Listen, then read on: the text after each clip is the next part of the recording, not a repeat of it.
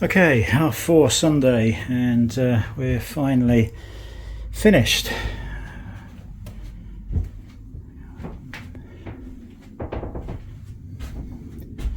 Just got to touch that up, bit of filler and paint. There's a couple of marks where I've scratched the walls that will get a little touch of paint. Yeah, decided to leave that there, see how it goes. I can move it around if required. Yeah, USB one there, USB one there, USB one there, double. I've run the lights off of the mains. Yeah, I just couldn't be bothered. It was just so easy in that corner with the junction box.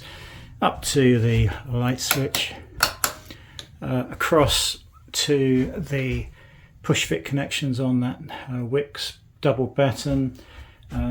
Everything's been joined up through that junction box. We've got the two. I didn't realise actually that they were just a little bit too long to go together. So I've done one facing this way and one facing the other way, all going into that box. I've left wiring up here, ready to go into another Wickes batten light, which will be the same as the other one, and we'll just go across there. Hopefully that will be enough. So the only thing I've got to do now is the connection at the other end. Any tips or anything here? Don't underestimate how much bare wire you can get into the terminals in here. Don't leave them short. You can get a good ½ inch, I would say. So make sure you bear enough wire. Twist them if you're only using one wire into each terminal. Do it long enough so you can bend it over and double it. I've got a sneaky feeling I'm going to leave the structural integrity of this alone, and I think at the moment I'm going to put the laser back into the other workshop, unless it becomes too much of a pain going from this one into the other one to fire that up. So we'll see about that. Yeah, not sure. Just for some reason, after doing all this work, I just didn't fancy drilling a hole through and having that ventilation pipe and the extractor, going through there. It may not be the best place for it. It might be better to have a table here and it going out. I don't know. So I'm leaving it. We're going to see how everything goes, how it feels when I'm working out here, and adjust anything like that as required.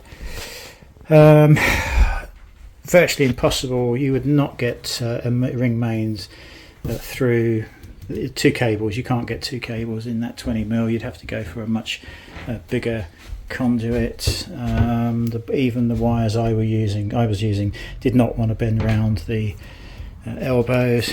So the fact that I had the inspection pieces was very, very lucky, because I wouldn't have even thought about that. I would have just got the normal tees and expected to feed it through. But in hindsight, that is ridiculous. The cable was really thick. Perhaps you should do it, feed the cable through as you do the conduit. That would probably be easier. Well, I don't know about easier. Probably a bit more time consuming, but yeah, it's definitely an option. As somebody said on the YouTube comments, it might be better to just feed it all through as you make these up. Yeah, other than that, can't think of anything useful. No, I think we're done. I think that's probably it. I'll probably do a video of when we've actually moved into this and got everything set up and we're working in here. But other than that, yeah, thanks for watching and your comments, and yeah, we're done.